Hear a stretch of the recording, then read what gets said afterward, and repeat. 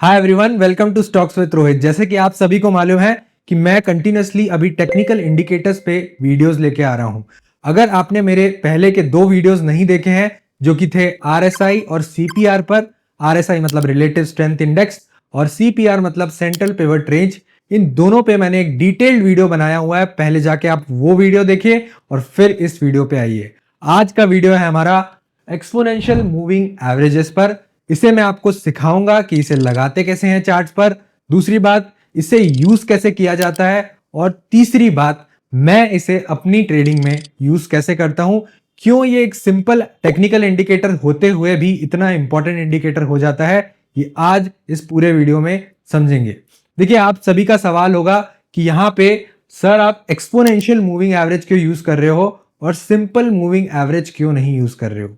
सबसे पहले समझेंगे कि सिंपल मूविंग एवरेज क्या होता है और उसके बाद जाएंगे एक्सपोनेंशियल मूविंग एवरेज पे। तो मैं आपके लिए फॉर्मूला लिख देता हूं। अगर मैं एक एग्जांपल लूं 50 मूविंग एवरेज का, सिंपल मूविंग एवरेज का, तो 50 डेज में शेयर जहां जहां ट्रेड किया है उसका क्लोजिंग हम लिख लेंगे और सभी को प्लस करेंगे और ये ऐसे करके डिवाइड बाय जब 50 करेंगे तो हमारा एवरेज आ जाएगा 50 डेज का। और ये एक सिंपल मूविंग एवरेज है क्योंकि हमने हर दिन के डेटा पॉइंट को इक्वल वेट दिया है और इक्वली इंपॉर्टेंट समझा है। लेकिन यहां पर एक्सपोनेंशियल मूविंग एवरेज क्यों इंपॉर्टेंट हो जाता है? क्योंकि exponential moving average recent data points को ज्यादा वेट करता है और पुराने जो डेटा है उसको कम वेटेज देता है। फॉर एग्जाम्पल अगर मैं समझाऊं आपको, मान लीजिए AIIL एक शेयर है हमारा। AIIL के रिजल्ट्स अभी मई में आए थे, लेकिन अगर मैं 50 मूविंग डे एवरेज लूंगा तो वो हर दिन को इक्वली वेट कर देगा।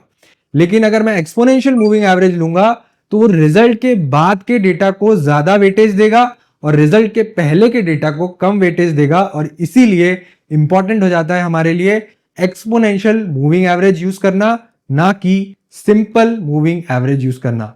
क्योंकि स्टॉक में काफी कुछ इवेंट्स होते हैं जो कि रीसेंट पॉइंट में होते हैं और इसी वजह से प्राइस में बड़ा मूवमेंट हमें देखने को मिलता है। और जब हम एक्सपोनेंशियल मूविंग एवरेज यूज करते हैं तो ये प्रॉपर इवेंट हमारे एवरेजेस में प्राइस इन होके आ जाता है और इसीलिए ये एक इंपॉर्टेंट प्राइस पॉइंट बन जाता है, हमारा सपोर्ट बन जाता है, हमारा रेजिस्टेंस बन जाता है। आइए अब चलते हैं चार्ट में, देखते हैं कि एक्चुअली में हम एक्सपोनेंशियल मूविंग एवरेज लगाते कैसे हैं। ये एक चार्ट है आपके सामने इंडिगो का। इसमें अभी तक के मैंने एक्सपोनेंशियल मूविंग एवरेज नहीं लगाया है। एक्सपोनेंशियल मूविंग एवरेज लगाऊंगा जो मैं यूज करता हूं। मैं यूज करता हूं 10, 20, 50, 100 and 200 day exponential moving average, मतलब EMA। ये जीरोधा का चार्ट है। यहां पे आपको स्टडीज में जाना है। स्टडीज में आपको टाइप करना है, टाइप आपको मूविंग एवरेज ही करना है क्योंकि एक्सपोनेंशियल मूविंग एवरेज करके अलग से नहीं आएगा। यहां आप जब मूविंग एवरेज पर क्लिक करेंगे तो आपको ऐसा कुछ दिखेगा। सबसे पहले मैं लगाऊंगा 10 मूविंग एवरेज। फील्ड यहां पे क्लोज आ रहा है, मतलब क्या हो गया है, ये क्लोजिंग के डेटा को लेगा और यहां पे टाइप में आपको डालना है एक्सपोनेंशियल। अब जब आप एक्सपोनेंशियल डालेंगे और 10 को मैं एक कलर देता हूं जो कि है डार्क ब्लू। ये मेरा स्पेसिफिक कलर जो मैं यूज करता हूं और इसी वजह से मैं आपको भी बता रहा हूं कि आप कुछ भी कलर यूज कर सकते हैं, कोई प्रॉब्लम नहीं है। जैसे ही आप इसको अप्लाई करेंगे तो आपके सामने एक मूविंग एवरेज आ जाएगा जो कि हमारा 10 डे मूविंग एवरेज रहेगा। अगेन आपको स्टडीज में जाना है, मूविंग एवरेजेस में जाना है, आपको 20 टाइप करना है, एक्सपोनेंशियल चूज करना है, आपको एक कलर चूज करना है। मैं यहां पर पर्पल यूज कर रहा हूं और ये आपका 20 डे मूविंग एवरेज यहां पर लग चुका है। ऐसे ही सिमिलर आपको करना है 50। 50 के लिए मैं रेड यूज करता हूं। सिमिलरली आपको 100 मूविंग एवरेज लगाना है जो कि एक्सपोनेंशियल मूविंग एवरेज होगा।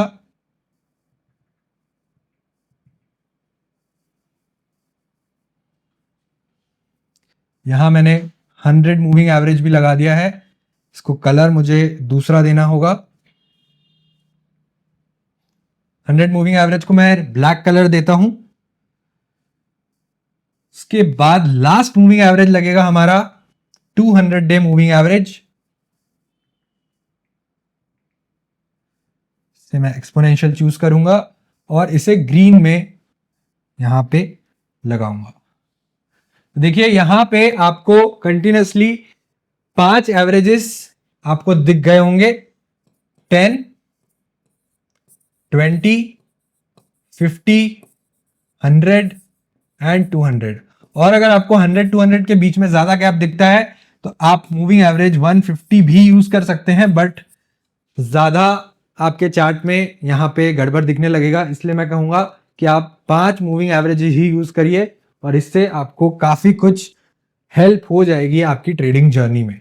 अब यहां पे इंपॉर्टेंट हो जाता है कि इसे हम यूज कैसे करते हैं।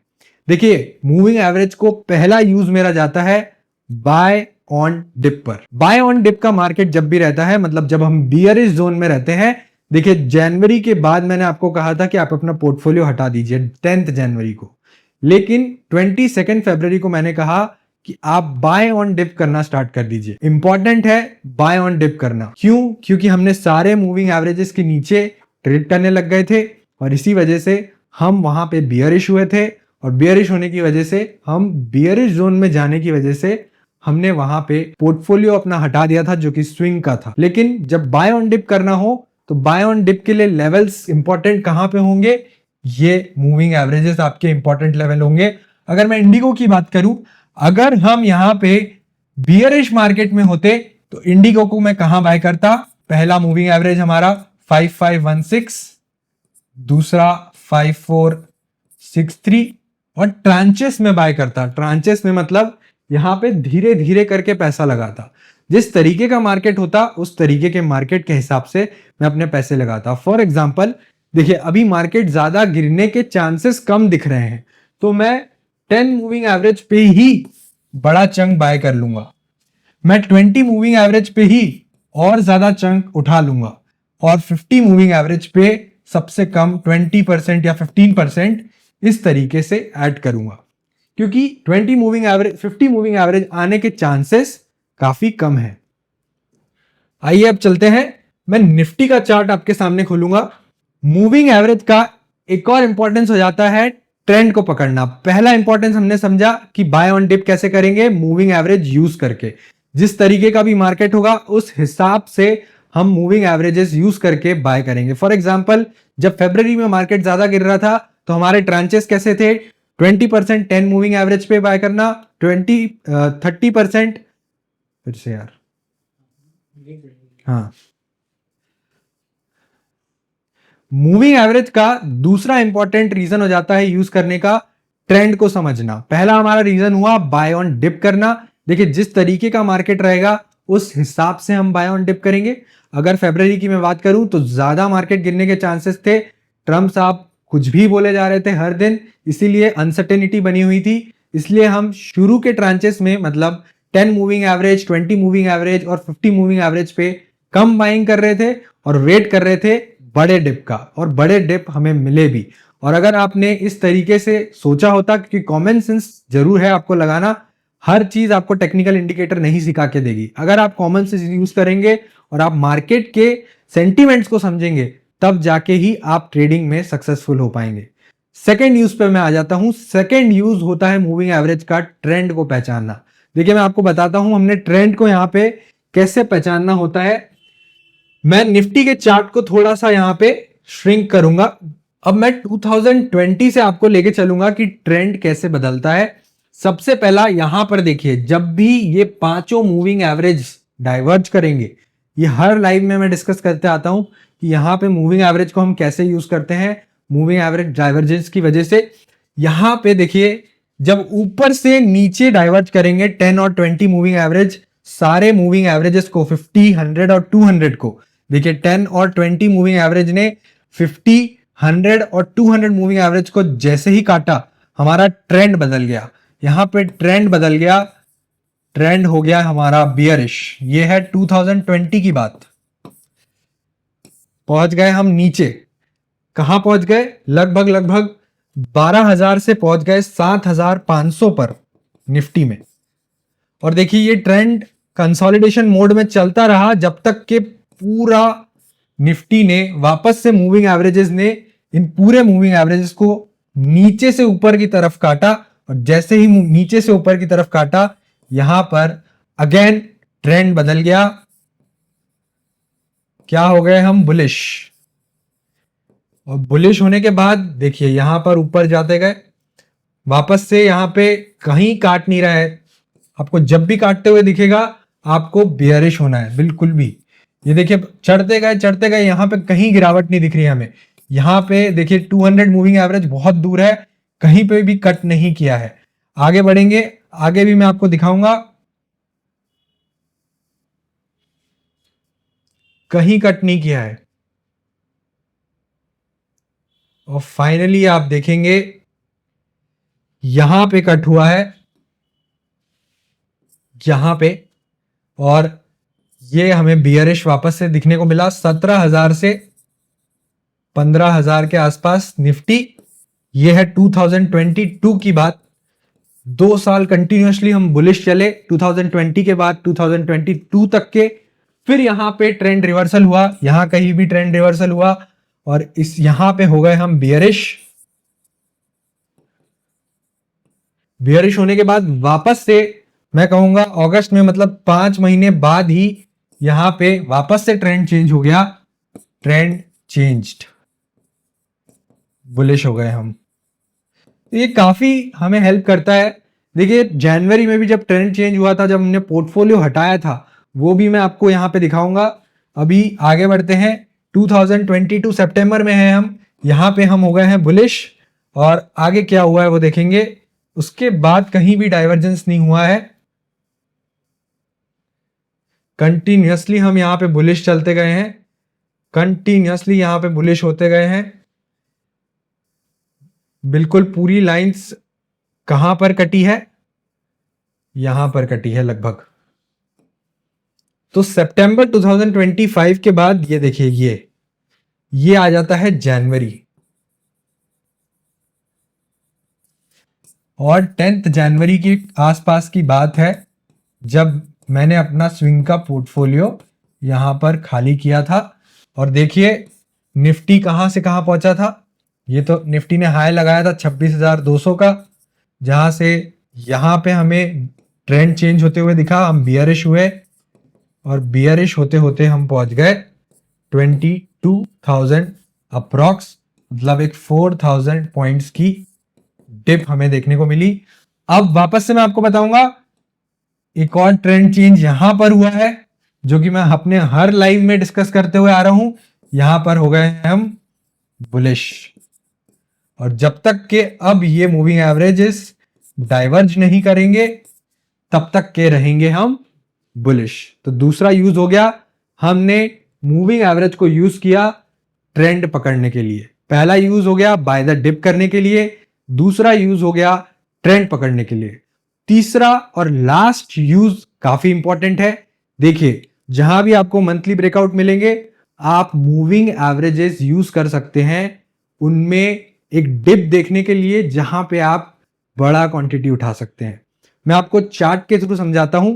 यहां पे रिसेंटली मेरा एक स्टॉक है जो कि था बैंको प्रोडक्ट्स लिमिटेड।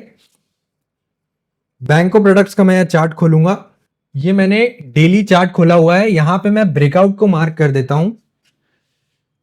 मूविंग एवरेज आपको हेल्प करेगा ब्रेकआउट के पहले आप कहां एंट्री ले सकते हो उसे पहचानने के लिए, लेकिन हम बुलिश मार्केट में होना चाहिए, बियरिश मार्केट में नहीं। पहले मैं ब्रेकआउट मार्क करूंगा, ये देखिए ब्रेकआउट मैंने मार्क कर दिया है। लगभग बैंको प्रोडक्ट्स का ब्रेकआउट है 595 का, और यहां पे आपको दिख रहा होगा कि 595 का ब्रेकआउट यहां पे मार चुका था बैंकों ने। और अगर हाई पकड़ लूं तो यहां पे 603 का ब्रेकआउट था। मतलब अगर आपको बैंको बाय करना है तो आइडियली आपको 603 के ऊपर बाय करना चाहिए, लेकिन जब 603 पहुंचेगा तो हमारा आरएसआई क्या होगा, ओवरबॉट जोन में चला जाएगा। मतलब एक मंथली ब्रेकआउट मिल रहा है और आरएसआई ओवरबॉट जोन में जा रहा है, मतलब majority of the share holders यहां पे प्रॉफिट में है, तो प्रॉफिट बुकिंग आ सकती है, शेयर नीचे जा सकता है। और वही हुआ, यहां पे मंथली ब्रेकआउट मिला, लेकिन आरएसआई ओवरबॉट जोन में था, शेयर वापस से नीचे आ गया। अब नीचे आ गया तो शेयर को खरीदे कहां पर, यह इंपॉर्टेंट है समझना। देखिए इसीलिए हमने यूज किया 10 मूविंग एवरेज, 10 EMA, और इसको खरीदा एग्जैक्ट 10 EMA पर 540 और 560 के पास, जहां से जैसे ही इसने अपने 10 मूविंग एवरेज को यहां पे टच किया, ये देखेंगे आप, ये है टच किया और वहां से शेयर ब्लास्ट हो गया। ये है लगभग ट्यूसडे की बात, जहां पर इसने अपने 10 मूविंग एवरेज को टच किया और वहां पे अगर बाइंग बनती थी तो बेस्ट बाइंग बनती थी और वहां से शेयर ऊपर की तरफ चला गया। ये था हमारा तीसरा यूज। तो इसी तरीके से हम यूज करते हैं EMA को। आप और भी तरीकों से यूज कर सकते हैं, सबके तरीके अलग होते हैं, लेकिन मैंने आपको इस वीडियो में समझाया कि मैं अपना EMA चार्ट्स में कैसे यूज करता हूं और ट्रेडिंग में इसे कैसे अपने प्रॉफिट बनाने में यूज करता हूं। तो ये थे हमारे एक्सपोनेंशियल मूविंग एवरेजेस के यूजेस और हम इसे कैसे अपनी ट्रेडिंग जर्नी में यूज करते हैं एक प्रॉफिटेबल ट्रेड लेने के लिए और एक परफेक्ट प्राइस पे एंट्री लेने के लिए। ये हमने आज पूरे इस वीडियो में समझा। ऐसे और वीडियोस आपको देखने हैं तो प्लीज सब्सक्राइब कर लीजिए मेरे चैनल को और देखते रहिए स्टॉक्स विद रोहित।